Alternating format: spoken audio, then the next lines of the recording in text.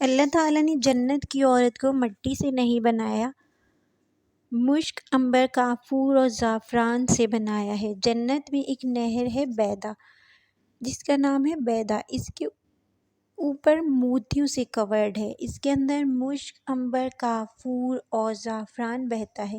جب اللہ تعالیٰ کسی جنت کی لڑکی کو بنانا چاہتا ہے تو اپنے نور کی تجلی ڈالتا ہے، پھر پوری 130 فٹ کی لڑکی فل ڈریسڈ باہر آ جاتی ہے۔ جنت کی حور کسی ماں کے پیٹ میں حمل سے پیدا نہیں ہوتی۔ نبی پاک صلی اللہ علیہ وسلم نے فرمایا، جنت کی حور سورج کو انگلی دکھا دے تو سورج نظر نہ آئے۔ اللہ تعالیٰ نے زنا کو روکنے کے لیے حور بنائی۔ اللہ نے جنت کی عورت کو پاکیزہ اور صاف بنایا ہے۔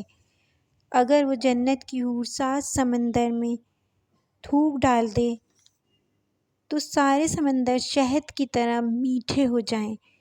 جنت کی لڑکی کو تھوک نہیں آتا۔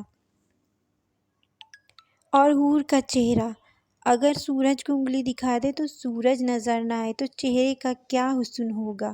130 فٹ لمبے بال اس کے، جب وہ اپنے بالوں کو یوں سر ہلاتی ہے اور اپنے بالوں کو لہراتی ہے تو پوری جنت میں سرچ لائٹیں جلنے لگتی ہیں، رنگوں سے پوری جنت بھر جاتی ہے اور اس کے بالوں کی خوشبو سے ساری جنت مہک جاتی ہے۔